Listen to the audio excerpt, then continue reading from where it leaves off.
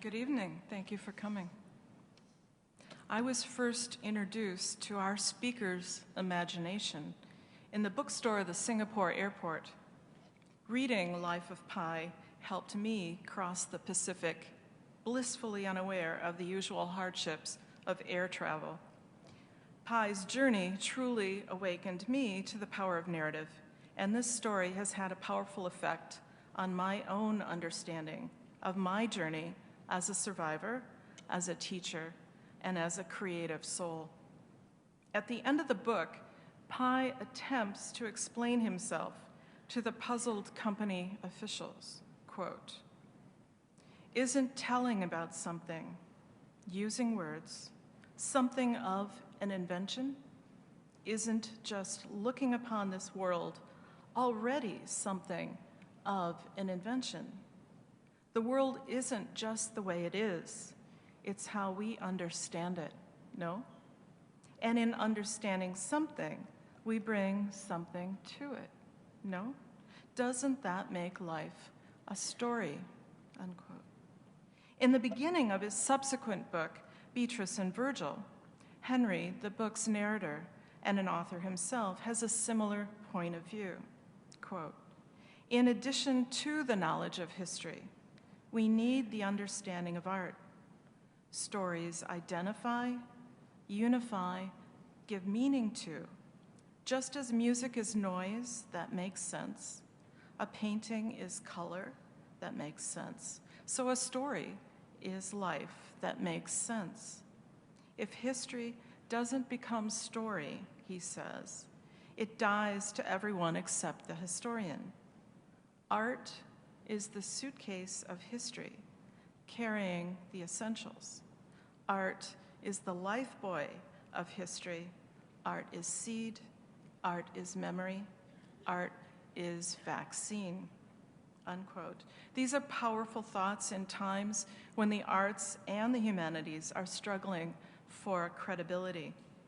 Therefore, it's a great privilege to have this masterful storyteller speak tonight for the Center for Humanities Healing Arts series. He's one of the most original and important writers of our time, and nowhere is his genius more evident than in Life of Pi. Life of Pi has won numerous awards, including the 2002 Man Booker Prize, and has sold, I'm told, over 10 million copies worldwide in over 40 countries. And of course, the 2012 film adaptation of his book, directed by Ang Lee, won 4 Academy Awards and was nominated 11 times.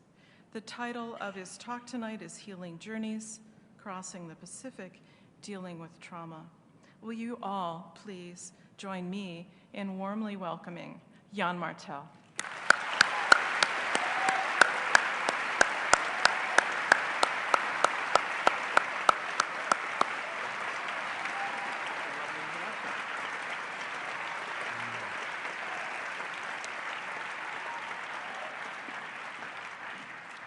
Thank you very much, Mary Louise. Thank you, Brian. Thank you for the Center for the Humanities for bringing me here.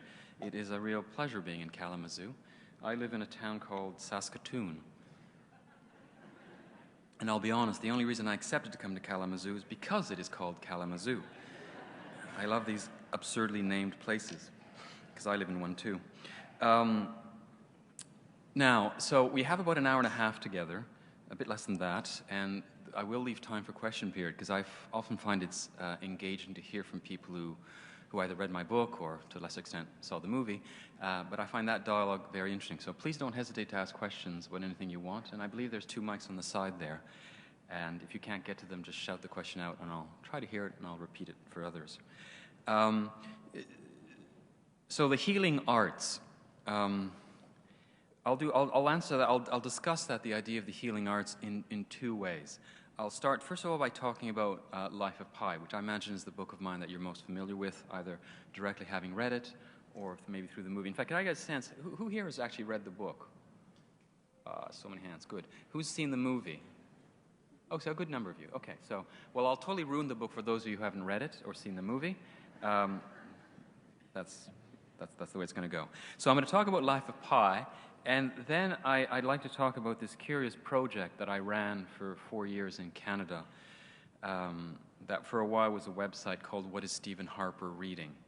And it was a project where I sent to the Prime Minister of Canada, whose name is Stephen Harper, a book every 2 weeks for 4 years. So in the second half of my talk, I'll explain why I did that and what the purpose of it was and how that leads back to the healing arts. Now, to directly address the idea of the healing arts, to me, it's kind of a tautology. It's saying the same word twice over. To me, the arts are inherently healing. There is something inherently therapeutic about the arts, not only in the writing of it, the creation of it, but also in the taking of it. As an artist, I don't believe in nihilism. I don't believe in nothing. I don't believe in believing in nothing. Or I would, I suppose, philosophically, but not as an artist, because it's so much work creating a work of art. Whether it's a story, whether it's a play, a painting, a musical composition, it involves so much work. Why you do all that work for nothing? So I don't really believe, I mean, there is a school of literary nihilism in Russian literature, for example. But I don't actually, I believe it's kind of a disguise.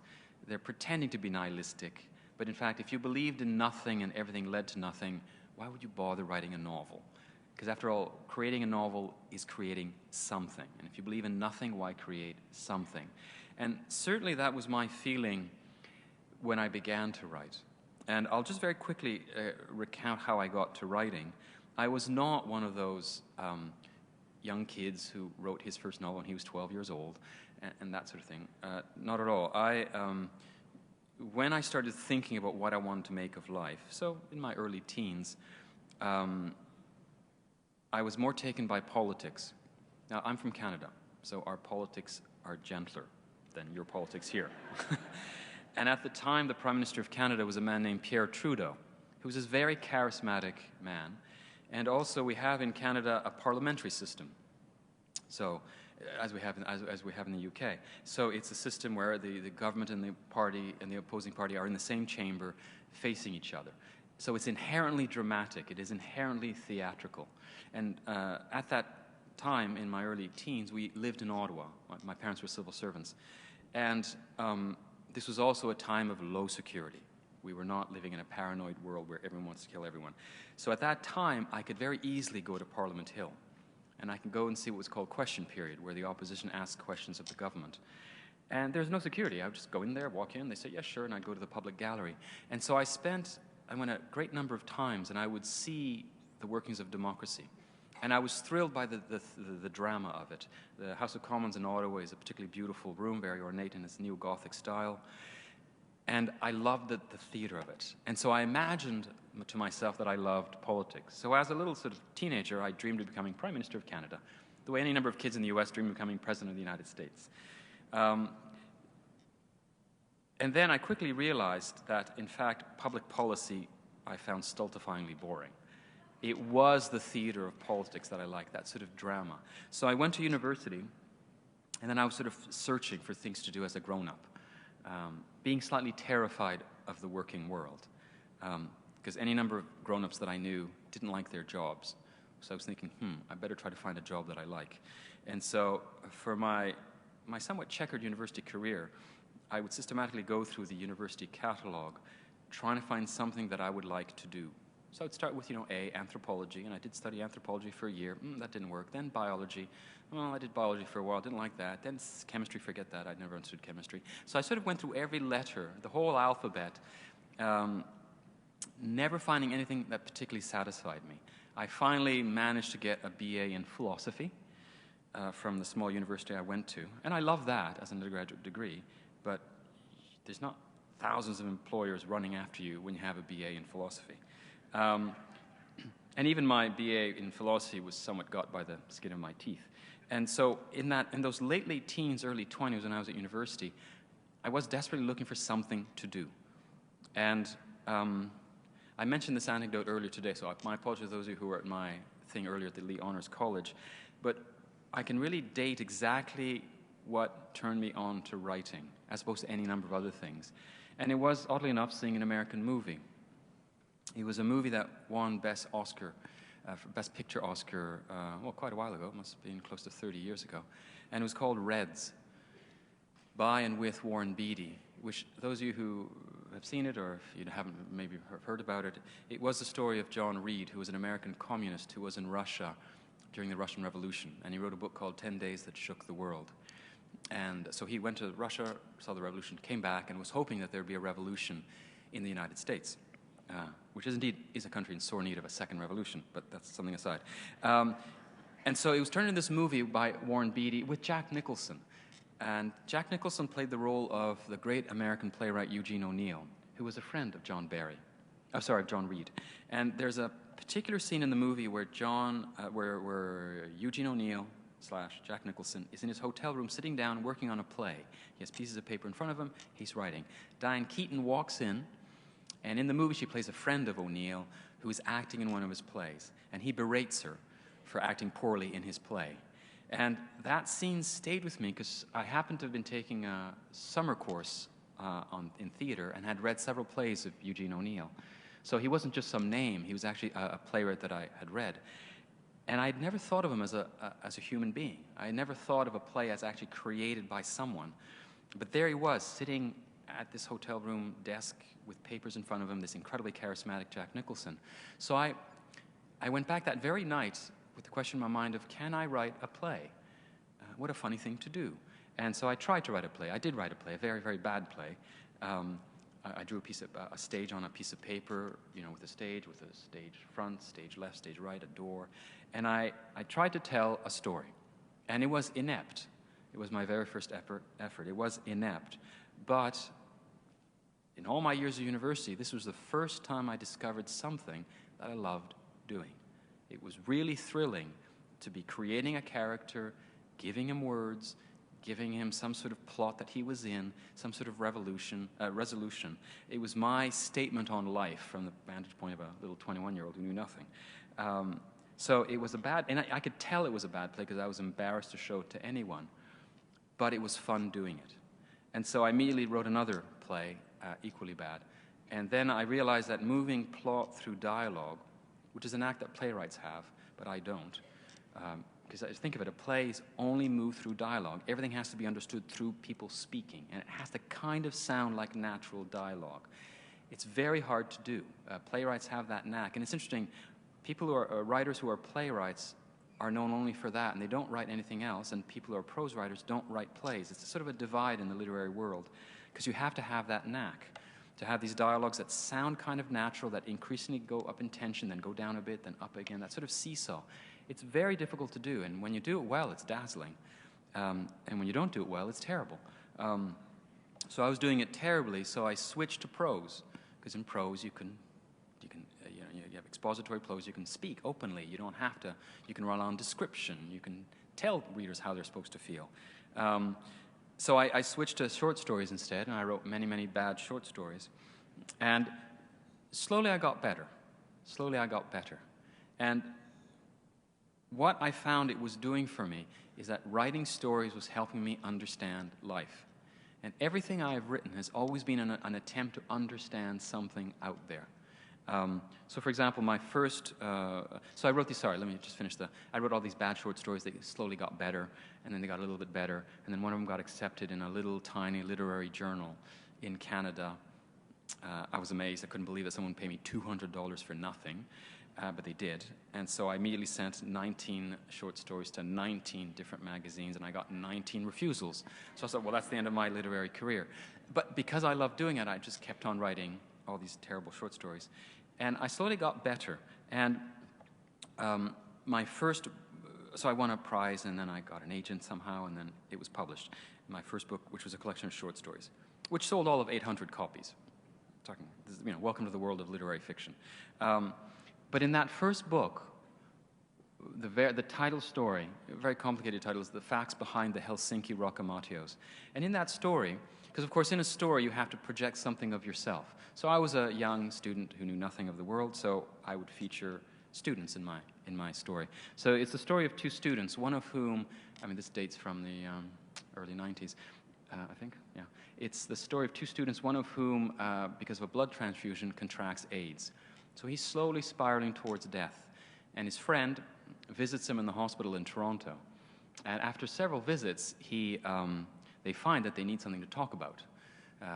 And so they decide to create a story. They decide that every time they come together, they will invent an installment in the story of this family, the Rockamatios, who live in Helsinki, Finland. They're Finns of Italian origin. But it's hard to invent a story out of nothing, right? So usually you need something to sort of give you to inspire you to. So they decide that each episode in the story of this family must resemble one historical event of the 20th century. So in 1901, Queen Victoria died. So in the story of the Helsinki Rockamatios, the patriarch dies. And so each story, 1901, 1902, episode 1, episode 2, must resemble some historical event. And so the tension in the story comes from the choice of historical events that the students choose. So the one who has AIDS, as he slowly spirals towards death, chooses increasingly depressing historical events. There are plenty to choose from in the 20th century.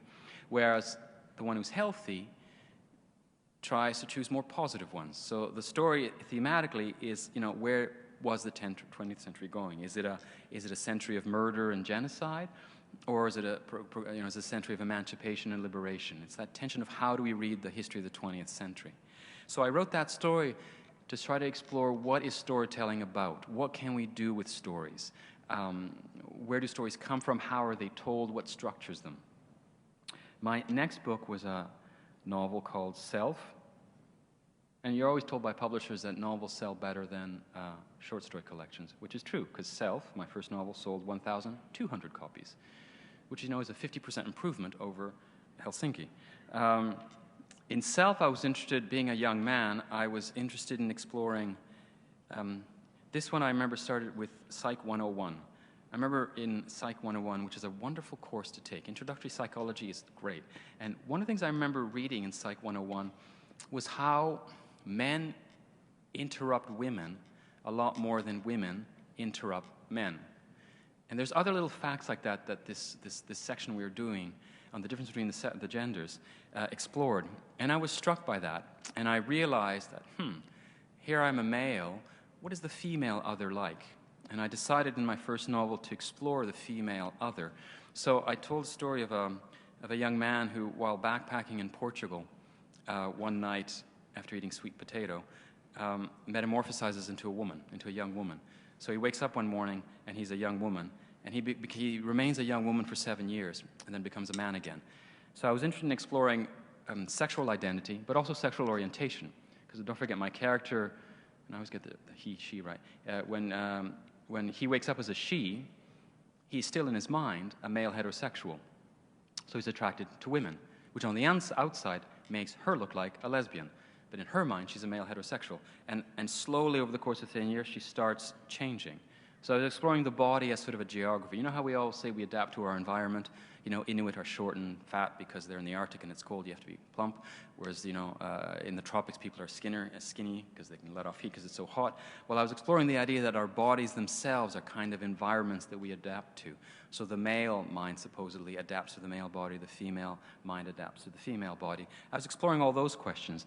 That was what I was trying to explore there. Clarify for me those differences. Because it is one that I find lasts, whereas color of skin really doesn't matter, morphology really doesn't matter. It is interesting how, I remember there's a Canadian writer named Mavis Gallant, and she underwent an operation. And when she woke up from her operation, she was completely confused. But she said there's two things she could remember. There's two certainties she could rely on. First, that she was thinking in the English language. She knew she was thinking in English, and she knew she was a woman. Everything else she couldn't remember. She couldn't remember her name, her age, where she was, why she was there. Only those two things, the language she was thinking in and her own sex. So it does go deep, so I was exploring that. And finally, with Life of Pi, which did considerably better as a novel, to my surprise, to my genuine surprise, there I was interested in exploring religion. My background is completely secular. I'm Canadian. We're already a more secular people generally than Americans. And I was from Quebec. I'm originally from the French-speaking part of Canada. My mother tongue, in fact, is French, but I just did my whole schooling in English, which is why I write in English. And Quebec is by far the most secular part of North America, I would say. Quebec went through an event in the early 60s called the Quiet Revolution, which is a period of extremely rapid secularization, where all the churches, Quebec was essentially a Catholic province, all the churches emptied themselves in a very permanent way. It was a dramatic, that completely changed the culture of the place. So it went from being this quite backward, conservative Catholic place to being the most socio-democratic society in Canada, the most secular. And everyone from that generation is anti-religious and fiercely anti-clerical. And my parents were children of that revolution. And so I grew up in a household where art replaced religion. If you want to understand who you are, why you are, look to art. Read great books, look at great paintings, listen to great music. Those are the tools with which you will understand who you are, why you are. And that was fine with me, because art is extraordinary. And then finally, one year in my early 30s, I was in India, backpacking in India. And there I saw more benign manifestations of religion. And for the first time in my life, I decided to explore the phenomenon of faith, which until then had not interested me at all. Or I was interested in secular faiths, but not religious faith. I was interested in exploring faith. Why do people have faith? Even though science has been triumphant, we've done so well with science and technology in the 20th century and 21st century, why would people still hark back to this antiquated form of knowledge called religion? Why would people actually believe in things like Buddha and Shiva and Jesus? And, why? What was that mechanism there? So I was interested in exploring that with Life of Pi. So as I said, in all of these books that I wrote, and the subsequent one that Mary Louise mentioned, Beatrice and Virgil one, which explores representations of the Holocaust, in all of those I was interested in exploring how do we deal with something we do not understand, something that is troubling. And I think that is inherent to all artists. I think really happy people don't become artists. Or not initially. I think initially you are attracted to becoming an artist because something doesn't fit. Something doesn't quite fit, and the only way you find of resolving that is by creating something. That is your statement on life. It is your way of, in a sense, understanding and therefore healing yourself. And it is intensely healing. And I think that's a banality. But to be creative is to heal oneself at every level. So, I suppose writing novels might be called the high arts. But everyone who's creative in any way, I think, knows what I'm talking about. So you go into the garden and you weed your garden, that's a creative act. You are tending that little patch of land, and afterwards, you feel good about yourself. It's nice. You have a nicer garden. Anyone who cooks a meal, anyone who dresses well to go out, all these smaller acts, these more mundane acts of creativity, I think, heal us. Because why? Because we are making something of nothing. Whereas before there was a patch of weeds with the odd comestible vegetable. Afterwards, after weeding it, it is a nicer patch of garden. It's now the weeds have gone away and the vegetables will grow better. We have improved it. And I found that to be the case with every single book that I've written, that it somehow has settled me more. And I think the effect is the same with people who take in the arts. Any viewer, everyone in this room will, I'm sure, be able to tell me of a great book they've read, a great movie they've seen, a great song they've heard on the radio, something that has and when it's good, it is so good. It just hits you, you're focused on it, and it is transformative. That has been my experience. That's exactly why when I had to search for something, I turned to the arts, because I myself, as I was growing up, my parents dragged me to museums as a kid. I was bored stiff by them, and then suddenly one day I woke up and said, "Oh, I love museums." So, for example, this morning, I had just a couple of hours. I went to your Institute for the Arts here, which is a jewel of a small museum. I was dragged through those museums when I was a kid, and woke up one day and saying, "I love this stuff. I need this stuff. It gives me oxygen to breathe." And the same thing with books. I remember the first time I read a book that made me cry, and I was ashamed. I went to cry in the bathroom because I thought it was ridiculous. This is this piece of paper with little squiggles on it. How could it so move me that I would be pushed to tears? But it did. So all those things turned me on to the arts as a reader, and then I became a writer. Now, let me go on to how I wrote, how I came about writing Life of Pi. I mentioned that I went to India, and I wrote I became interested in religion. Those of you, let me, how am I going to order this so that we can do it in a sensible way? Let me very quickly say what Life of Pi is to me. Like, I was a writer, but I was also the first reader. So I have no, you interpret Life of Pi any way you want. There's no right or wrong answer. There's whatever works for you as a reader. So I'll just communicate with you what my reading of the book was as a reader. Forget the fact that I wrote it. I'm just one of the readers. One of its readers. Happened to be the first reader. So very quickly, Life of Pi is a story about two stories, right? I'm going to ruin it for those of you who haven't read it. It's a story about two stories, right? One story is a story with animals. The other story is a story without animals. And the novel is essentially a competition between those stories. And that's where that line in the author's note, remember the author goes to India, meets this old man who eventually says to him, I have a story that will make you believe in God. That story that will make you believe in God, I mean that. I did say that with intent. It wasn't just a lure, it was meant that the novel was supposed to exemplify that. This was supposed to be a story that was make you believe in God. Of course, you can't force anyone to believe anything. You have to have that openness, that willingness to somehow believe. And the story that will make you believe in God, other readers have told me, well, it's in the Pacific. It's that Pi overcomes adversity. That, as far as this reader is concerned, is not it. That one overcomes adversity proves nothing, other than one's toughness, one's resilience, etc. But it actually, ontologically, doesn't prove anything. To me, the proof of God, so to speak, was not in the story in the Pacific, is that there are stories. There are many stories that can be told about reality.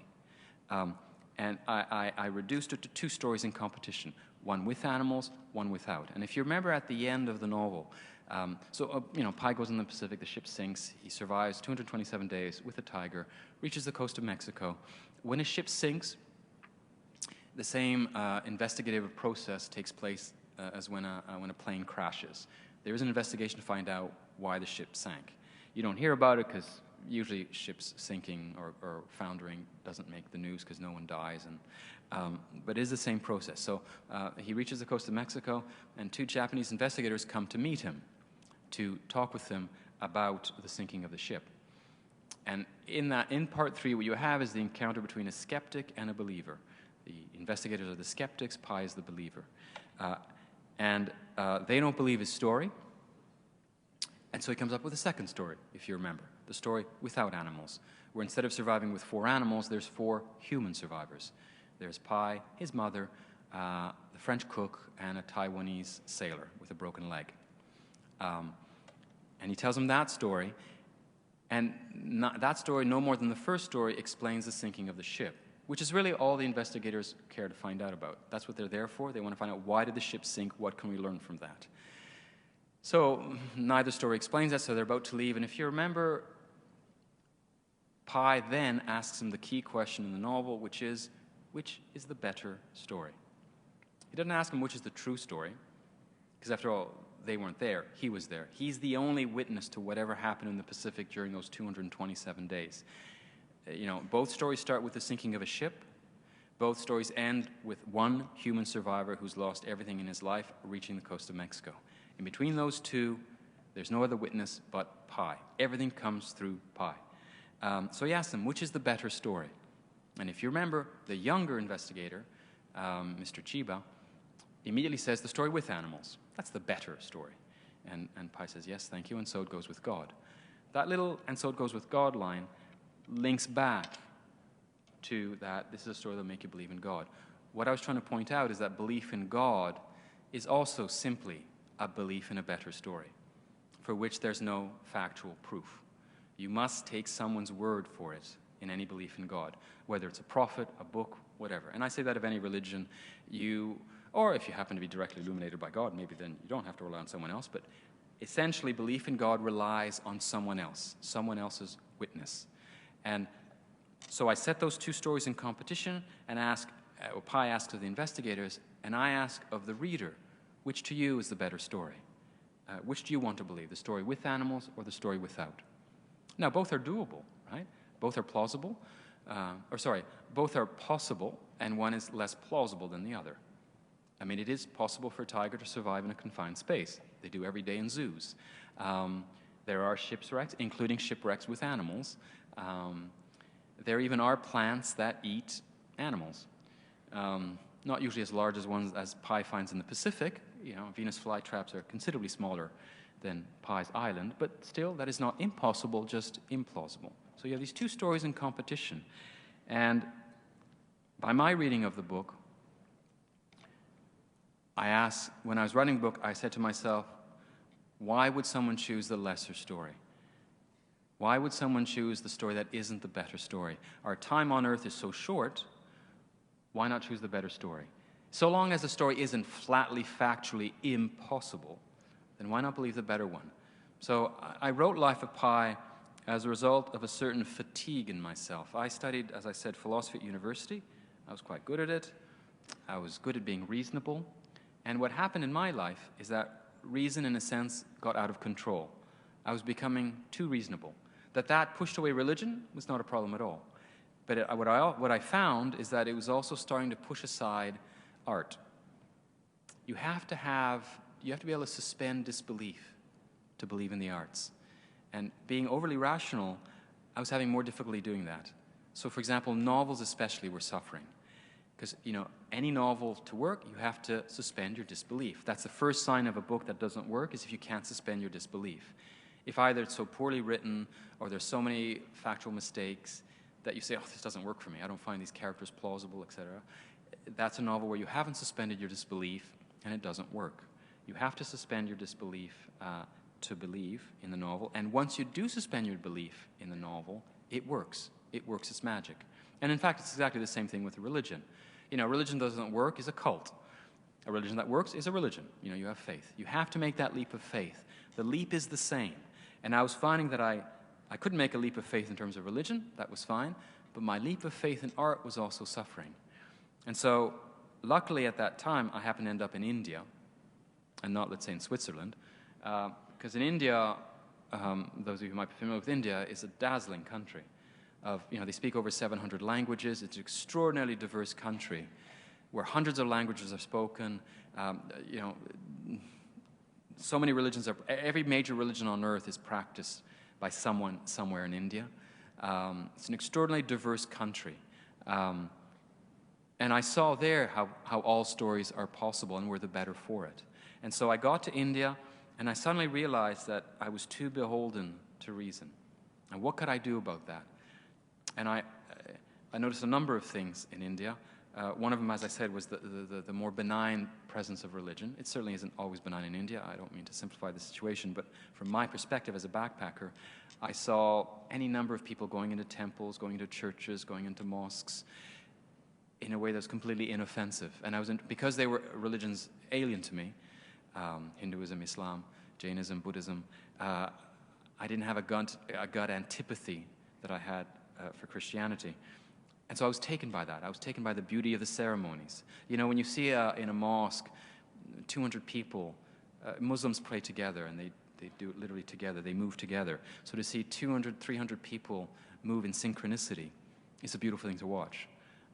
You don't understand a word of their Arabic, doesn't matter. It's just beautiful to watch them. And the cry of the muezzin, of the Muslim call to prayer, is also beautiful. And Hinduism, the Hindu temples are astonishing, especially in the south of India. Architecturally, they're just beautiful. I was taken in by that. And for the first time in my life, I decided, hey, why don't I investigate not so much religion, but faith? If I'm tired of being reasonable, what's at the other end of reasonable? He says, well, religious faith. That's really deeply, deeply unreasonable. Why don't I investigate that?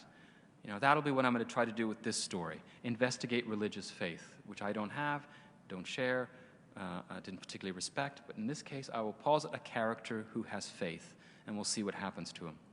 And the whole novel comes out of that curiosity about faith, coming out of a fatigue with being so reasonable. And as my other books did, Life of Pi resolved that conundrum for me. I've become religious in a sort of a non-denominational way. I'm happy in a Christian church, in a Catholic church, a Protestant church. I'm happy in a mosque. I'm happy in a synagogue. I'm happy wherever. Because in each I see a flawed attempt to go beyond our limitations and understand where we fit in this cosmos. And I've instantly done a 180-degree switch where I used to think religion was of no interest and silly to thinking, in fact, it's the most fascinating approach to life. And I say that, of myself, whether I believe in it or not. Just the language that religious people use, the perspective they have, I just find very interesting. Whether what they're saying is true or not is secondary. I'm just saying their approach, the kind of questions that religious people ask, are ones that I find endlessly engaging. And one thing that was interesting about writing Life of Pi is that I investigated a lot of religions. Pi, if you remember, practices 3 religions. He's a Hindu, a Christian, and a Muslim. And so I looked at those organized manifestations of religion, not looking for the things I didn't like, not looking for the homophobia, the anti-Semitism, the sexism, the patriarchy, and all that. Those I was well aware of, and for once, that's not what I was looking to find, to confirm why one should dislike organized religion. I was looking for the other things, the more positive side, which is why people go to church. Not every church-going person is out to put women in the kitchen and Jews in the oven and put away gays and all that. Some are, but I don't think the majority. And it's the ones who quietly had faith that I wanted to investigate. And they're the ones that I discovered in India. And so I said 180 degrees from thinking it was the most interesting thing. And from, as I said, in a non-denominational way, but in a true way, believing that ultimately all of this makes sense. Even evil. And that's where coming back to healing. What's wonderful about religion that I discovered how it is a self-reinforcing mechanism, which you don't find as much in the secular world. The average urban, secular North American who, believes in democracy, believes in art, believes in his or her family, those are all strong pillars, but they do very little when you're struck by tragedy. The death of a child because of a car accident or because of leukemia leaves the secular mind numbed with pain and with no real answers. What's interesting about the religious mind is the religious mind that is struck by tragedy somehow manages to digest that tragedy and keep on going. So, the religious mind, and religious people suffer as much as non-religious people. They just deal with it differently. And what's interesting about the religious person, the person of faith, is if a good thing happens to them, it's a reward. A good thing happened to me, thank you, whatever, Jesus, Buddha, Allah, whatever you want. And if a bad thing happens to them, it's a challenge. I must have more faith. And if it's a real tragedy that whips them, the death of someone in the family, the death of someone very close, or a tragedy with themselves, and then they say at one point the standard religious response is, well, what do I know? I don't understand why this is happening to me. I'm a good person. Why is a bad thing happening to me? The ultimate religious answer is you don't know because you're too small. But someone else does, someone bigger than you. And so let go. And see, that's a key difference with the reasonable approach. The reasonable mind wants an answer. The reasonable mind does not give up, which is why science has been so triumphant, because of all these dogged scientists who don't accept not knowing, or all these engineers and all that, they don't accept not knowing, and we have all these little gadgets that we live with that have vastly improved our lives. They don't give up. The religious mind at one point does give up in terms of reason. So the religious mind says, why does my daughter have leukemia? It says at one point, I don't know. But it's somehow in a way that I don't understand, it must make sense. God, in however way that person might interpret God, or name that God somehow wants my daughter to have leukemia and to die of it, and I really hate that, but I'll accept that. And so it's a self-reinforcing mechanism in those who have that kind of faith. And that means they can keep on going. I've generally found for a few years in Montreal, I volunteered in palliative care. I don't know if you call that here, if you call it palliative care or hospice care, care for the dying. Every Thursday morning I'd go to this place where these people were dying, and I'd just try to do whatever I could to help them. Everything from massaging their feet to washing their hair to getting something to drink to just chatting with them. And I generally found that those that had some kind of otherworldly belief found it slightly easier to let go. Because, of course, when you're dying, you have to let go of absolutely everything. Whereas the secular people, and I'm sort of generalizing here, were just terrified dumb. They just couldn't deal with it. Even in their last moments, they still were frozen numb by incomprehension. Which is not to say that you believe in something and there you go, it'll be easy to die. Of course not. But nonetheless, it's mechanisms in there that somehow make you let go, stand back a little bit. And as a result of writing Life of Pi, I personally have found it much easier to not sweat the small things, not worry about the small things. Because after all, nearly every religion that I'm familiar with, whenever they meet, and religion is profoundly social, whenever you meet, it's to discuss deep things. So, in Christian churches, you talk about death every single Sunday. Every single Sunday, death is brought up in one form or another. And that's refreshing, because if you're familiar with death, you will value life more. Whereas, in the secular world, death is never discussed. Death is pushed further and further away. We're terrified of aging and dying in the secular world. We hide it with cosmetic surgery, with clothing that it makes us look young, with all kinds of mechanisms to deny it. We're terrible at dying in the secular world. We deny it as much as possible, which I think leads to lives of tragic frivolity. We sort of, amuse ourselves to death. Whereas in the religious world, and whatever denomination, once a week, there's a discussion of things that go deeper. And I find it helps give a certain perspective on our lives. And that's certainly what I have found with that. And then the last one before I go to what I was going to talk about, the Canadian Prime Minister, my subsequent novel, which didn't do as well, was called Beatrice and Virgil. And I'm not Jewish, but I've always been interested in the Holocaust. If you want to talk about monumental tragedies, the Holocaust is the defining one for the 20th century.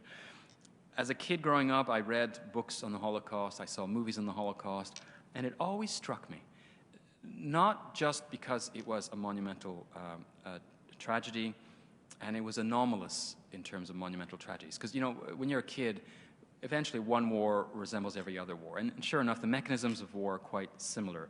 Whether it's the Seven-Day War, the 100-Year War, or the Second World War, essentially you have competing forces competing for the same resources. They can't all have them, so they go to war, and there's a winner and there's a loser. And you sort of change the kinds of weaponry they use and the cast of characters, but essentially the mechanics of war is very simple. Anyone who has a sibling understands war. Second World War is a fight with my brother writ large. We understand the mechanism, and sure enough, kids play war. But kids don't usually play the Holocaust. The Holocaust was different, and even as a kid, I realized, this is not like a regular war, because after all, the Germans and their many, many acolytes weren't killing enemies. They were killing their own fellow citizens. They were killing people who spoke German like them, paid taxes, won Nobel Prizes for them, went to war with them in the First World War. It was kind of crazy. It was like, killing your own friend. Why would you do that? So it stayed with me as psychologically bizarre to my mind. And because of that, it stayed with me. So I kept on reading about it. And the reason I decided to write about it after Life of Pi is, as I said, I was looking for something I'm always looking for something to understand. And in this case, I noticed something rather odd with the way the Holocaust is portrayed. Now, compare the treatment of war, let's say in literature or in film, with the treatment of the Holocaust. We treat war any which way we want. We're comfortable telling adventure stories, sort of John Wayne movies about war. We're quite willing to watch documentaries on war. We're quite willing to invent stories about war. And the classic literary one I can give you is The Red Badge of Courage by Stephen Crane, a classic that Stephen Crane wrote age 22 or 24 without having ever fought in battle. The Red Badge of Courage is a complete fiction. It's an invention on the part of Stephen Crane. Yet, Stephen Crane or Stephen Hart? It is Stephen Crane, yeah, not Stephen Hart. Sorry, Stephen Crane. And yet it's held to be a masterpiece of war literature. You don't have that kind of inventive liberty with the Holocaust. There's very few novels about the Holocaust that are genuine novels. Usually they're either based on someone's biography or they're even autobiographical. And they're rooted in facts. So most Holocaust novels very closely adhere to the genre called historical realism. So in other words, it's a novel that reads like something that really did take place 60 years ago in Central Europe. Of course, there's nothing wrong with that. But why do we limit ourselves to that genre, whereas with war, we do anything? Everything from war comedies, where war is the background for a comedy, or war romances, where the story of the war is just an excuse for, how a boy from Louisiana meets a girl from Normandy. For example, we're also very comfortable talking about war. The war in Iraq a few years ago, everyone was happy as citizens to talk about it quite freely. People are much less comfortable talking about the Holocaust, especially if they're not Jewish. So there's, in Beatrice and Virgil, I was interested in looking at why is that so? Why do we limit how we look at the Holocaust? Now, you'll say, of course, because it was tragic. 1/4 of the victims of the Holocaust were children. That's a tragedy. Well, the Second World War cost the lives of 20 million people by conservative estimates. 20 million people. That's also a tragedy. And that, by the way, is only on the Allied side of things. That's excluding the German and the Italian deaths. 20 million. So one's, in terms of simply the death of lives, is as great or more of a tragedy than the Jewish Holocaust.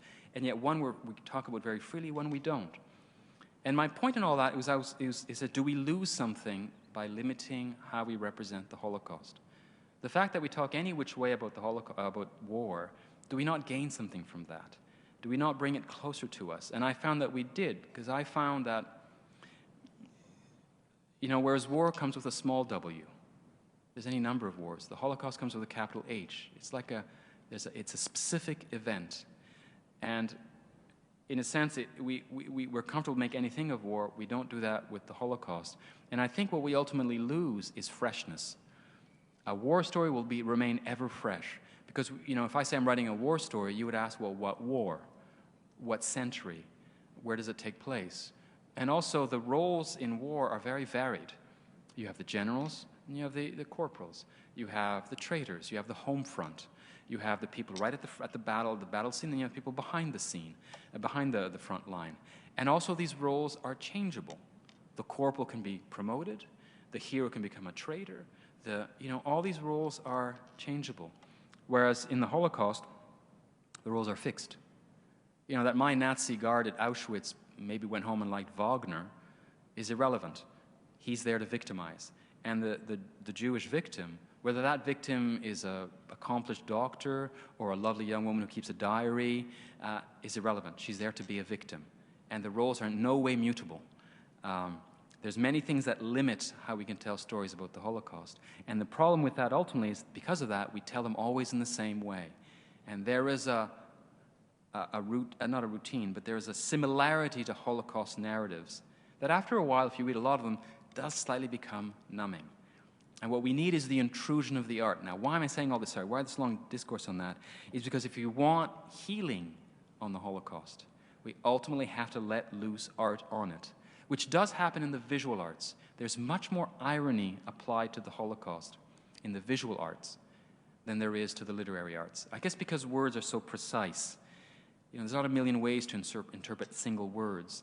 There's a certain fixation on factual truth in the written representations of the Holocaust, much less so in visual ones. And I vividly remember that when I visited Jerusalem. I went to Yad Vashem, which is the great Holocaust memorial just outside of Jerusalem.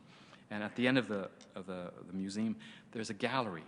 And when I was there was a show on visual representations of the Holocaust.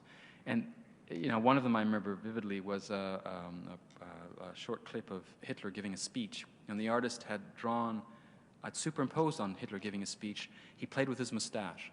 So it went from being that thin little ugly mustache he had to being, Van Dyke, to being a silly one, to being a full beard. He was mocking Hitler playing on his mustache. And all the other things like that were like that, were very individual takes on the Holocaust. And it was extraordinarily refreshing to see that, to have a different take. I think we will get healing on that great tragedy once we allow ourselves to play with it with the arts, which in no way is meant that you disrespect it. It's not, people who write about war are not meaning to disrespect war. They're just discussing it using the rules of art. And the rules of art involve a certain distancing, a certain mixing of the imagination with the facts to come to the greater truth of art. Great art always tells the truth, not necessarily the factual truth. It's always emotionally right. It's always psychologically right, even if the facts are invented. Go back to Stephen Crane. As I said, all invented facts, but psychologically, emotionally true. I was trying with Beach and Virgil to get to that point of healing with the Holocaust.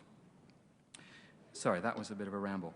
Let me quickly, in terms of what the arts can do in a very practical way, Prime Minister of Canada is a man named Stephen Harper. He's like George Bush light, a tight, narrow conservative who is obsessed with economics. If the economy is doing well, everything else must follow that we're doing well, which is not the case, of course, because their idea is to make the rich richer, figuring that the money will somehow trickle down, which it doesn't really. It only trickles up. You have to invest down there, and then it trickles up, like in education, stuff like that, not making the rich richer. So he's your standard doctrinaire conservative, and he doesn't read. In one of the election campaigns, Prime Minister Harper was asked what his favorite book was, and believe it or not, his response was the Guinness Book of World Records. Which, if I were a 15-year-old boy, I'd say yes, but not as a 51-year-old man. And so I decided, what can I do as a citizen of the arts about this? And I decided to send him a book every 2 weeks to sort of say, you know, and the usual excuse that people who don't read give is that they don't have time. And you have to respect that. You know, committing to an 800-page Russian novel is a real commitment. Easier to commit to a 200-page novel. So I decided to send him short books, under 200 pages, except when they were very narratively driven. And I also sent him books in English.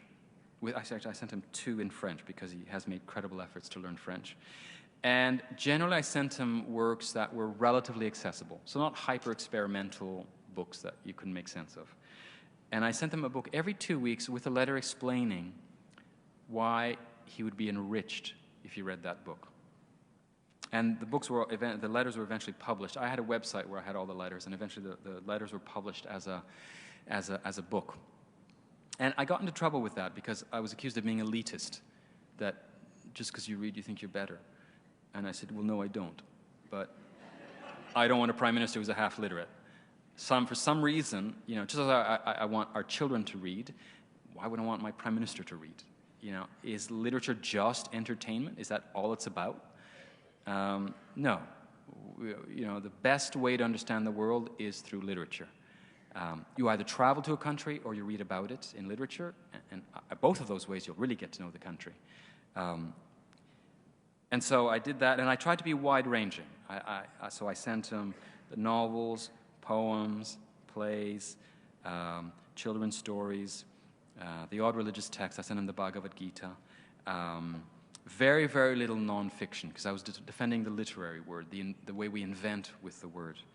And each letter would either describe the book a little bit, but often was a starting point for discussing something else. So the first book I sent him, and to me is the perfect example of what literature can do, is a book by Leo Tolstoy called The Death of Ivan Ilyich. And The Death of Ivan Ilyich is the story of Ivan Ilyich, who's a minor provincial judge. And one day he's putting up a curtain rod, and he slips and he bumps his side. And he gets a little bruise. No matter. But the next day, that bruise is still there. And, you know, a week later, oh, God, that bruise really hurts. And slowly he starts to die. He starts dying. And this gem of literature is about Ivan Ilyich's death, how he perceives his own death, how those around him relate to him. And most are of extraordinary callousness. You know, his card friends basically said, oh, damn, we're not going to have Ivan to play cards with anymore. We'll have to find someone else. Not his widow, sorry, he's not dead yet. His wife is basically concerned about his pension, how she will survive now that he's dying.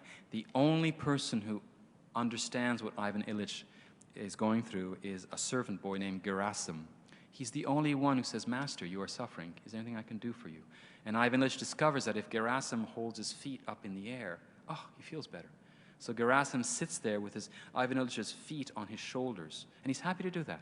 He has nothing better to do than comfort this man who is dying. He's the only one who understands what is happening to Ivan Ilyich. And it's barely 80 pages, and it's entertaining, it's darkly funny, it's riveting reading, and you read that, and unless you're a real idiot, you are wiser for it.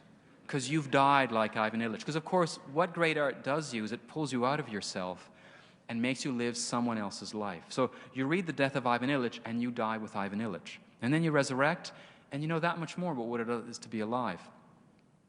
And I ended up doing this thing for 4 years, hoping I'd get a response from him. I never did. But so the second book I sent him was Animal Farm by George Orwell. Another marvelous example of what literature can do. Animal Farm is barely 140 pages, and yet it's a marvelous encapsulation of what happened to Russia under Stalin. Most people couldn't tell you anything about Stalin, when he was born, when he died exactly, the history of the Soviet Union under Stalin. You know, we vaguely have an idea that he was a bad guy, but most of us unless we are of Russian descent or happen to have an interest in Russian history, it's just something very vague. But anyone who's read Animal Farm understands the mechanism of what happened to the Russian people under Stalin, understand the use of coercion, of propaganda, of police brutality. It's a perfect example of what art can do. It can take all the complexity of history and reduce it to something that's simple, understandable, and it's very practical. So that was one. And then I was accused of being elitist, so the next book I sent him was an Agatha Christie, because I love Agatha Christie. So I sent him all kinds of books. In terms of, since I'm here, the Americans that I sent him also graphic novels. I sent him Mouse by Art Spiegelman, a wonderful graphic novel about the Holocaust. I sent him, I was touring the U.S. when a certain woman named Laura Bush and her daughter Jenna Bush published a book called Read All About It, because I guess George Bush's wife was a librarian. So it's a book about reading, funny, written by the wife of George Bush. And so it just come out when I was touring the U.S., so I bought it and sent it to Harper. Also, a wonderful collection of short stories by Junot Diaz called Drown. A brilliant novel called Their Eyes Were Watching God by Zora Neale Hurston. One that I often refer to, The Bluest Eye by Toni Morrison. There's another wonderful example of what literature does. So The Bluest Eye is set somewhere in Ohio, urban Ohio, I forget what town, in the 1950s. Concerns a young black girl, 12-year-old girl, in a very dysfunctional family. It's a very dense novel. Despite being quite short, it's actually very dense. And what's extraordinary is the duration of that read, you are that 12-year-old black girl in a dysfunctional family in 1950s Ohio, which is as existentially far from Stephen Harper's life as you can imagine. Yet you read that, and you have been that 12-year-old girl for the duration of that book. I also sent him Everything That Rises Must Converge, a collection of short stories by Flannery O'Connor. The Good Earth by Pearl Buck. That was one of the few books that was longer than 200 pages, but it's such a captivating read. It's more like a kidnapping than a book. I sent him The Good Earth by Pearl Buck. Gilead by Marilyn Robinson. A classic one, The Old Man and the Sea. What was fun about doing this campaign, actually, is I either read new books that I got loads of suggestions from everyone, or I reread books that I hadn't read in years. And frankly, who's read The Old Man and the Sea after the age of 16 when you do it in high school? I hadn't read it in 30 years, 35 years. So it was interesting to reread something after so much time. I also sent him, this is one of the rare books of nonfiction I sent him. I sent him The Gift, which is a book by a man named Lewis Hyde. And in The Gift, Lewis Hyde explores the idea of the gift, of something given for nothing. We usually associate gifts in a very superficial way with, like, Christmas. But whole societies operate on the gift, and it's a masterpiece. He discusses the different languages spoken by gift giving as opposed to the exchange of commodities. And if you think of it, when I give you a gift, I'm creating attachment. I give you a gift, and if it's a nice gift, you're grateful. It creates bondage. We get to know each other, we get attached. In the exchange of commodities, when I buy something off you, what am I getting? I'm getting freedom. I don't owe you anything. You know, I bought that thing in the store for $20. There's the $20. Sayonara, I'm out of here. It creates distance, liberty, but no connection. He discusses all the consequences of that. Yes, with commodities we have freedom, but how much freedom do we need? And so it's a kind of nonfiction book that hops around from islands of the Pacific to ghettos in Chicago to the Pilgrims to, some people in Africa. It jumps around looking at the difference between gift giving and the exchange of commodities. I sent him some children's books too. We become adult readers only, usually, from being readers as kids. So I sent him Where the Wild Things Are by Morris Sendak. Also a contemporary novel, Every Man by Philip Roth. Also, one of my favorite books. In fact, one that, bizarrely, despite all these classics that I sent him, I don't know if you have them. Yeah, you must have them in the U.S. Harlequin Romance. Do you know what a Harlequin Romance is? You do. Okay, they're big here too. Well, in fact, Harlequin Romances, are Canadian. It started in Winnipeg, if you go to Harlequin's website, you will find out that Harlequin, in all its imprints, and there are many, many imprints that come out of Harlequin, they have sold over 6 billion books. And their website, you will see they only market to women. They're not even concerned about gay men. Only women. They don't worry about men, anything. So that half the planet would buy more than the totality of the total population of the planet of books is an astonishing, unique feat in publishing. So can they be that wrong? So I wanted to find out about this. So I went to where one buys Harlequin romances in Canada. I went to the Shoppers Drug Mart.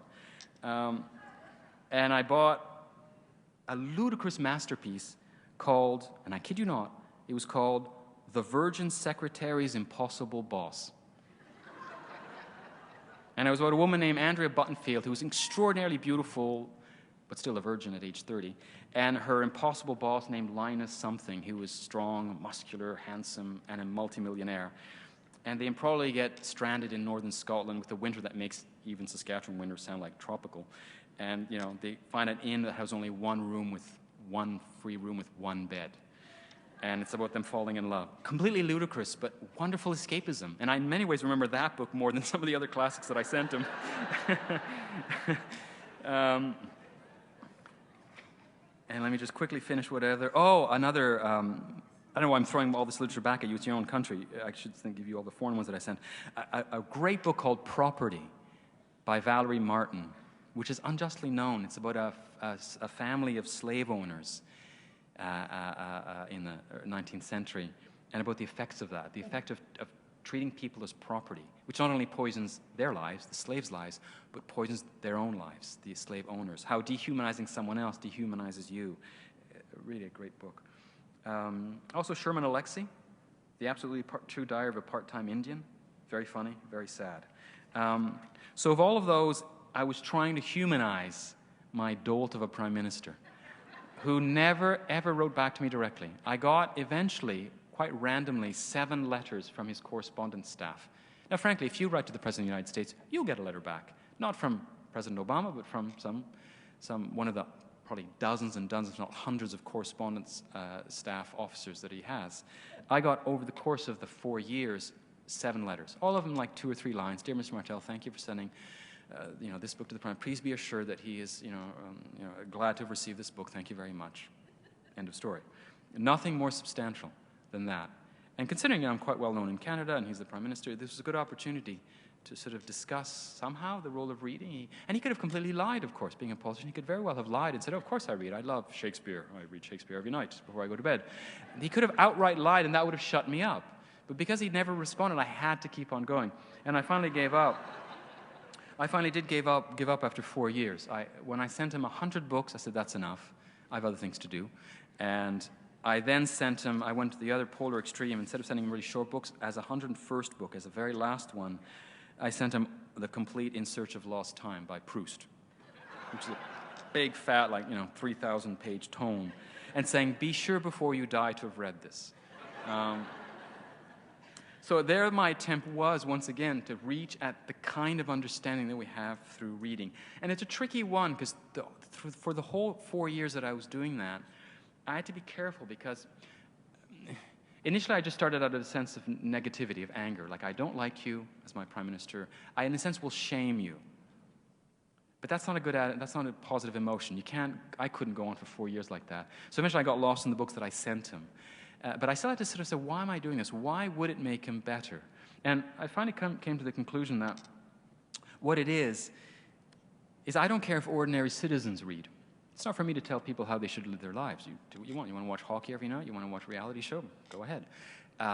But personally, in my own life, the arts, the literary arts, have enriched me. But, it's up to everyone to live their own lives. However, someone who has power over me, whether that person be a police chief, a mayor, a CEO, a senator, a governor, president of the United States, there I do care if they read. Because as I said earlier, I do not know how someone can understand life in all its complexity today without reading at least something. And if you really want a full comprehension, I do not know how they can understand life without either having traveled and met many wise people who enlighten them, or through books. My understanding of the world has come not from the history lessons. Yes, it has to a certain extent. But what really made me feel human was great literature. Was, Iran, for example. I traveled through Iran for 2 months backpacking many years ago. But before that, it came alive through reading completely unknown Iranian writers in translation. It humanized that country. Then my subsequent trip humanized that country. It's not just a country in the newspapers doing odious things, although it has a completely odious government and all that. I'm not covering that. But I don't, so someone who has power over me, I do worry. Because if they do not read, I wonder where they get their ideas, where they get their dreams from. And ultimately, politicians, yes, are there to direct our lives in terms of public policy, but they're also ultimately there to dream for us. They're there to say, as Martin Luther King said, I have a dream, and this is where I want to bring you. And how can you have that dream if you don't read? Obama reads, and whether, I'm not going to discuss his successes or failures as a politician, but certainly his vision is a great one and was fed through literature. He is a man who read. In fact, as an aside, a couple years ago when I was sort of midway in the campaign at my guerrilla book club with the Prime Minister, who never replied to me, as I said, out of the blue, I got a letter from Barack Obama, who had read Life of Pi with one of his 2 daughters, and they liked it, so he wrote to me. I'm not even American. There's nothing to gain for him for writing to a foreign writer, but he did. A delightful handwritten note from the White House. I could not believe it. I must be the first person in Saskatoon to get a letter from the sitting president of the United States. It blew me away. So there's a man who reads, and you see it reflected in his language and in his vision. Now, whether his vision has been translated into a reality that you like is something else. I'm just saying at least he had those dreams.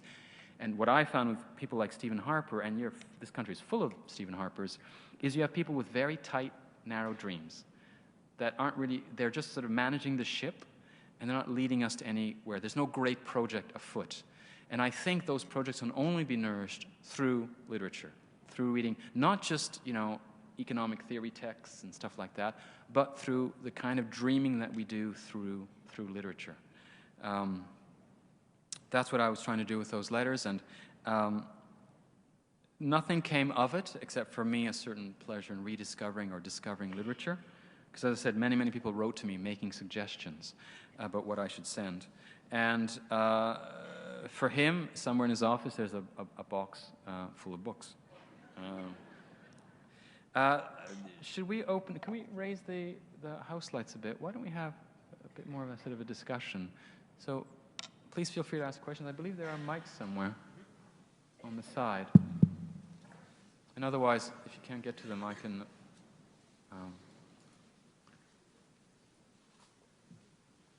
yeah. Question? Yeah. Oh, the mic's right there. Why don't you just... There you go. I didn't realize it was so close. Thanks. What do you think about public education versus private education? Oh. Fair enough. Well, I believe in public education. I mean, that's an easy liberal sort of answer. But in Saskatchewan, where I'm from, other than Christian schools, which are a very marginal phenomenon, there are no private schools. Whether you're the son or daughter of a rich CEO or the son or daughter of someone on welfare, you go to the same schools. And I love that. Saskatchewan, in fact, used to be on the radar of the FBI because it was the first quasi-socialist administration in North America. All the good ideas in Canada that liberal Americans envy, like, public health care, you go to hospital, you don't pay anything, came from Saskatchewan. Universal health care, unemployment insurance, workman's compensation, all those really good ideas came from Saskatchewan. It has a history of progressive politics, and it's kind of drifted to the right, as most of the continent has, but all those ideas came from there. So I said there are no private schools in Saskatchewan, except for religious ones. But there is no hoity-toity private school that you can send your son or daughter to. And I believe in that, of course, because the thing that publication does is it tends to create a more egalitarian citizenry. You've gone to the same schools, you've had the same teachers, there's at least that at the start that is the same. Whereas if you go to a private school, it immediately starts creating a difference, a socioeconomic difference. So I don't believe private schools should be banned. The price of freedom is people can be free. But I personally strongly believe in public education. Any other? Okay.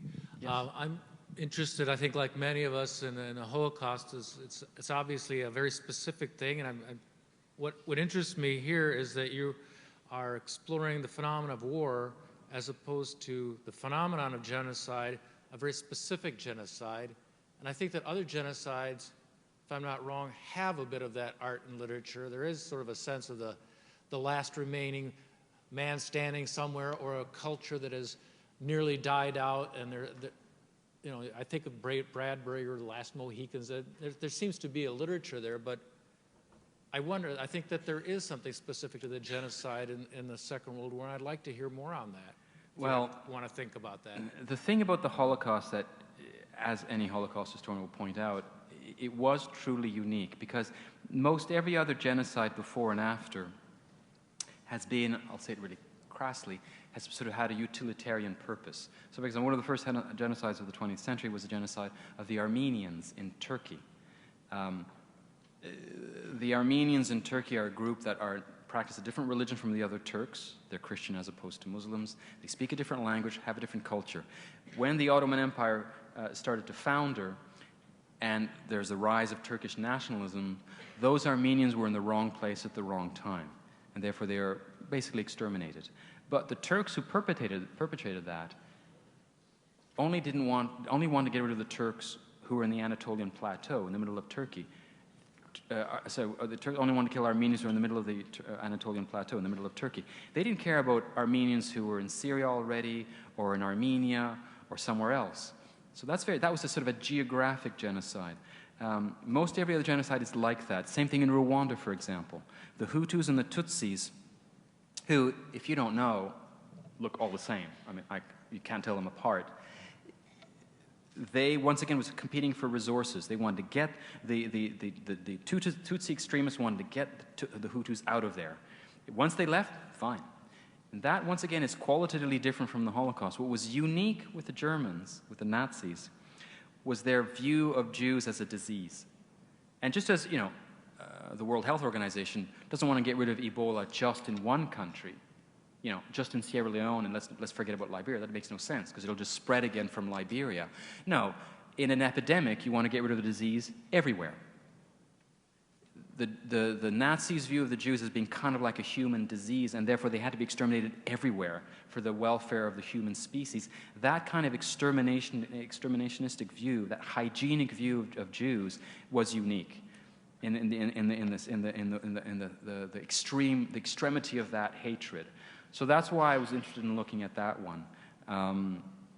So it does remain unique. And of course there is a literature, in a sense, of genocide.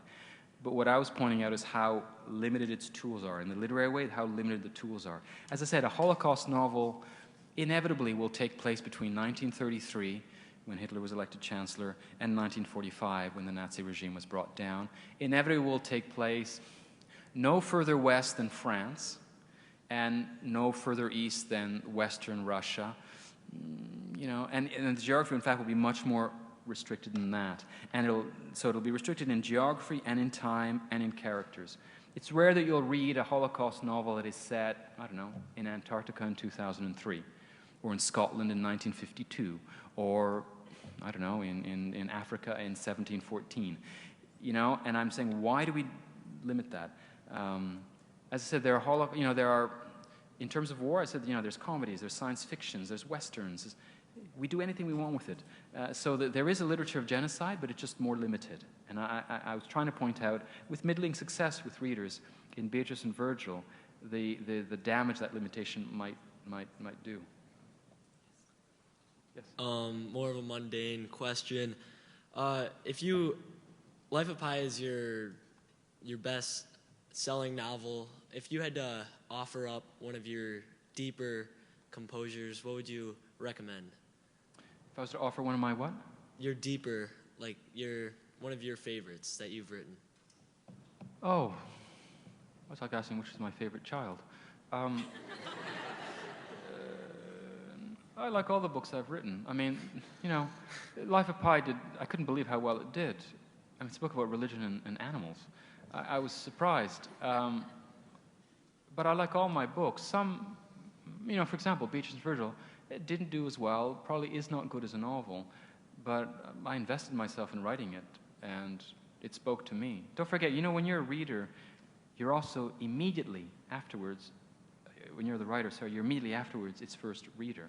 So every book that I've written, I've loved reading. And also, you know, art is a gift. You write and then you just give it to the world. What happens to it once you've let go of it is not your business and not really my concern. So I've liked all my books. I can see flaws in them. I can see flaws in Life of Pi. When I look at it again, there's certain... I mean, for example, the very first sentence of it. I wrote this book as I was hungry. It's a terrible sentence. I never managed to rewrite it, whatever. But, you know, I can...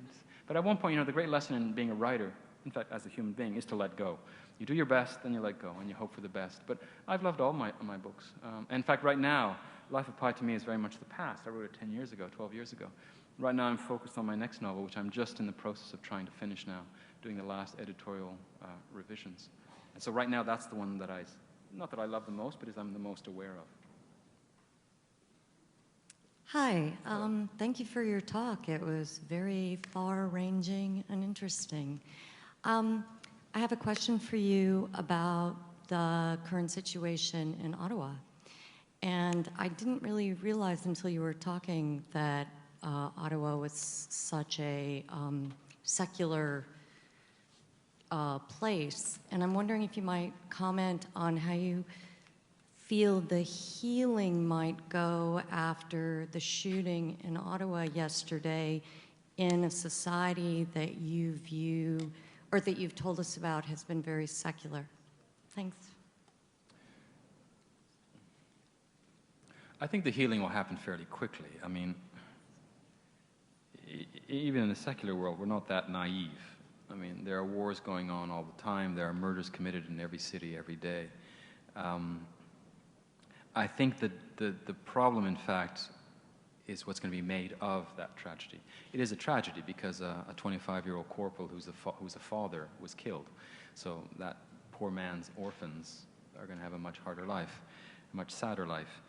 What I don't like is what's going to be made of it by the political class. You know, the problem with the world is middle-aged, paranoid white men. And right now, Ottawa is ruled by middle-aged, paranoid white men. And what they're going to make of that, the increasing security apparatus, all that sort of stuff, the suspicion of civil liberties. I mean, Canada has a population of 34 million people, and yesterday there were 33,999 positive interactions, más o menos, you know, and then there's one very negative one in Ottawa. Well, we should, you know, take into account statistically that most interactions in Canada yesterday were peaceable, did not involve any shooting, and that's why we have liberty. I think we pay a greater cost by this obsession with security than if we just let go a bit and take that risk of mad people like that soldier who did that. So I think the healing will happen quite quickly. I'm just hoping we learn the right lessons from that event. Hi. Going back to Life of Pi, one of the things that stuck out to me about the novel is the portion you included about the corrosive island. And I was wondering, a lot of people have interpreted the island as the corrosiveness of religion and how it can consume people entirely until there's nothing left but a tooth. And I was wondering what your perspective is as not only the author, but as the first reader of the novel, what that portion meant to you and meant to Pi. The island. My strategy in writing part 2 of the novel was, because don't forget, I said Life of Pi I wrote being tired of being reasonable. And so I wrote part 2 with my narrative strategy was to tell a story that was harder and harder to believe. So I started with this ridiculous premise of someone being in a lifeboat, a 26-foot-long lifeboat with a wild Bengal tiger. That was not a big kitty, that was a real fierce tiger. Will you believe that? Well, the reader stays on board in a sense and keeps on reading. Great. Then I said, well, will you believe, if you remember in the novel, at one point Pi goes blind, and the tiger is blind, and they bump into someone else who's blind in another lifeboat. So the wildly improbable scenario of 2 lifeboats bumping into each other in the middle of the Pacific, which is the largest ocean on Earth. I mean, how likely is that? And they're all blind. Well, because there's been no dialogue until then, and it's kind of this zany dialogue about food by 2 people who are starving, you continue reading. By the time I go out to the island, I wanted your suspension of disbelief to break down. I was hoping readers would get to the island and until then have believed everything. But once they got to the island, say, wait a second, this I can no longer believe. And therefore have your rationality come to the rescue, which is always what happens with rationality. We come along nicely in life until something happens, and then rationality kicks in to help us. And so you as a reader would say, well, I don't get this island, but it must have some deep symbolic meaning that my high school teacher is desperately trying to explain to me.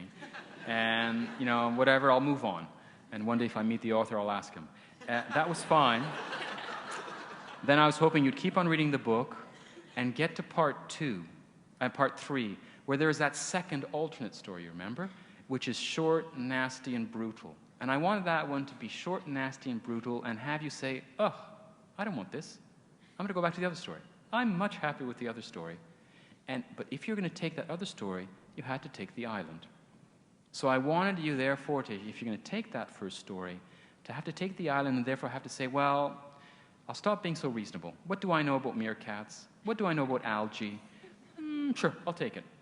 And so my challenge in writing The Island is it had to be unbelievable, but still interesting. And that was actually very difficult, because usually something, once it loses its credibility, it usually also loses its interest to the reader. So that's why I threw in meerkats. Initially I was going to do mongooses, but mongooses are actually quite aggressive, whereas I thought, meerkats, who hates a meerkat? How can you hate a meerkat? And I thought also it was a completely unknown animal. I'd never seen the Lion King.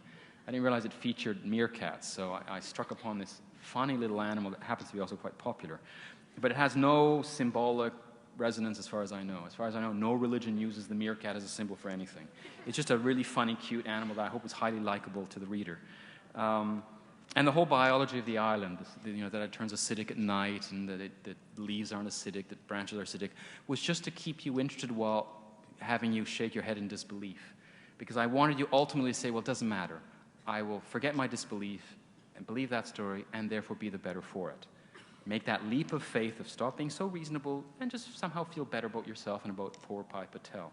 So that was the island. And remember I said there's the two stories in competition.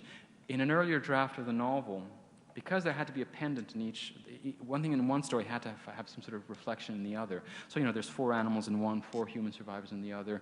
The zebra breaks its leg, the Taiwanese sailor breaks his leg. In the second story, at one point, the French cook, the sort of horrible, homicidal French cook in the second story, would find algae in the ocean and would bring it on board, dry it, and they would eat it. And that was sort of the pendant of the algae island.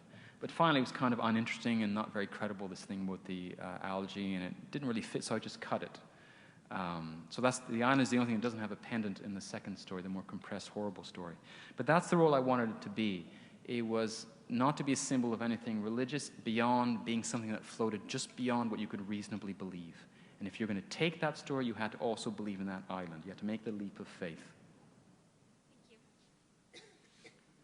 Hello, Mr. Martel. I am a film student here at Western's School of Communications, and like many students here, your talk really made me think about my future career as a filmmaker, as a student filmmaker, and what I want to do in the future. So I was curious what you would have to say to filmmakers, artists, authors, students of the arts, for what they should look for or do in order to be successful in their future after they graduate. That's a great question. Well, the short of it is that it's tough. I was lucky. You need a large dose of luck. You essentially have to make it happen with nothing. And it's easy, you can write a poem for nothing to make a film. Now, in the digital age, it is cheaper, actually, than it used to be when you actually have to use film. You have to do all kinds of things. You have to be dogged. In a sense, you have to listen to your mother, and you mustn't listen to your mother. You have to listen to your mother. You do need a day job. You need to pay your rent. But you mustn't listen to your mother because you must dream. And you'll be bitter if you don't live your dreams sometime in your life. So I risked everything. I had a BA in philosophy, and then I wasted, the only jobs I ever had, I was a security guard, I was a tree planter, I was a dishwasher. If Life of Pi had failed, I would have had the sort of pathetic CV with those 3 jobs, and under hobby, I would have said writing. Because I spent years getting jobs that might tire out my body, but didn't tire out my mind. So being a security guard, being a dishwasher, being a tree planter, I didn't mind the environment, and I would do my dishes, I'd plant my trees, I would sit there as a security guard, and my mind could dream away. And so at the end of the day, I could write. And I said, I wrote a lot of bad stuff. So there's that. You do somehow have to survive. And also for many years, I lived off my parents. I unashamedly lived off my parents. They were civil servants, they loved me, I loved them, so I lived with them for years on end. I was one of those kids that never left home. Now, I was lucky, my parents were diplomats, so one of the homes I never left was their home in Paris. They lived in Paris. Why would you leave home when home is Paris? So I lived with my parents, I lived off my parents for a number of years, which the deeper lesson of that is you need patrons. The arts needs patrons. You can't, I said you have to try to make art out of nothing, but ultimately you do need patrons who give money to the arts. You can't mount an opera, you can't mount a musical, you can't paint for long without money to pay for your painting. So you do need patrons. In my case, I had my parents, and also Canada has a generous, it's very competitive, but nonetheless generous art funding. Canada Council for the Arts is the great arts grant-giving institution in Canada. Early on, I got a number of grants. I got one for, $12,000, and I lived like for nearly 2 years on that. And I made it last. So you do need patrons. You have to find those patrons. You do need luck. For example, Life of Pi, I believe if it had appeared 2 years earlier or 2 years later, would have had a vastly different fate. So you have to have the luck of somehow connecting with people.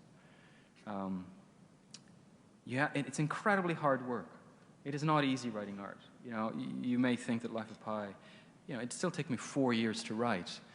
And I say write, in fact, write, rewrite, rewrite, rewrite, rewrite, rewrite, rewrite, rewrite, rewrite. It's incredibly hard work, as it should be. It wouldn't be worth doing if it was that easy. And you also have to, and this is the hardest part, is you have to know, and I've said it several times tonight, that phrase, but you have to know when to let go. You give all you have at one story, and if it doesn't work, at one point you just have to let go and try to do another one. And work on that one, and then let go and move on to another one. So you do have to get in a sort of survivalist mode. You have to, as I said, that's why it is important to either reduce your expenses so you can live on very little, have 10 roommates, and never go shopping for clothes, and go to the cheapest supermarket you find. And I went to India, by the way, because I was meaning to write a book there. In fact, the one that I just finished now, set in Portugal, I went to India. Why India? Because India was so cheap for me as a Westerner. I could live much longer in India on very little money than I could in Montreal. Can't have children if you're just starting, because they're going to bankrupt you right away. They'll make you wealthy emotionally, but they'll bankrupt you financially, so you won't be able to write or paint or film, whatever. So you have to sort of try to do it as long as possible. But at one point, if it doesn't work, the other thing, too, is you have to let go at one point. I know a number of writers in their 40s and 50s in Canada who gave everything to their art and never got much back. They're scrounging by a little bit, teaching creative writing, stuff like that. That's hard to take. You give it all and you don't get any success. But they still wrote novels. And most of you, when you die, within a couple generations, nothing will be left of you. Your clothes will be gone. The house you lived in will be gone. Your grandchildren or great-grandchildren may vaguely remember your name, but even that, certainly your great-grandchildren may not remember your name. They'll have to be reminded of my great-granny Jane or my great-granddad Paul, whatever. But literally nothing will be left of you. Whereas someone who's created something, even a bad novel, a bad movie, that will float on the river of time forever. It will be, whether it's in someone's attic or published and sold, like my first book, 800 copies. There's still 800 copies out there. So if even that was the only book I wrote, I would have left my mark in the history of the world for a not very good collection of short stories. And that's a greater achievement than 99.9% of humanity. So you have to have that great faith in the art, but at the same time a willingness at one point to let go and move on, because you don't want to be a bitter artist. So you have to hold on to that joy. And that's the only way I think you can be creative, is if you find a way to close the door on the world that says, we don't need your film, we don't need your novel. In fact, they do. They don't know it, but they do. But you have to be able to close the door on the outside world and connect with that joy of being creative. And then there's all the techniques of, because you have to learn how to learn. If you're going to be a filmmaker, you have to learn how to be a good one, which means balancing the imperatives of commerce. You don't want to be a whore to commerce. But if you do a film that is incomprehensible in every way, it may please a few film critics in Paris, but no one else. And that may be fine if that's your aim. So you have to somehow reach your audience. You know, the rules of novel writing, you can flaunt a few rules. You know, you can flaunt punctuation. You know, some writers don't use any commas. You can do that. But then you have to have characters. You can not care about your characters. You have to have good plot. You know, a lot of novels have very thin characters. You know, cardboard-like characters, but they have great plot. Or if you have a really good character, then fine. Then you don't have to have quite such an important plot. You have to always have to play around to get somehow that balance right between being true to what you want to do and having a truth that will be palatable to someone out there. So that comes down to innate talent. And if you have innate talent, then it's what you do with it. And I'll give you a very good example. Because there's portrayal sometimes of artists as being sort of like geniuses who just, you know, Beethoven sits and he just writes out a symphony. It's not what it's like, in my experience. Of course you have a smidgen of talent, but then you work that talent. And I'll give you a perfect example of a writer who wasn't great when he started and became great. Ernest Hemingway. You read the first things Hemingway wrote,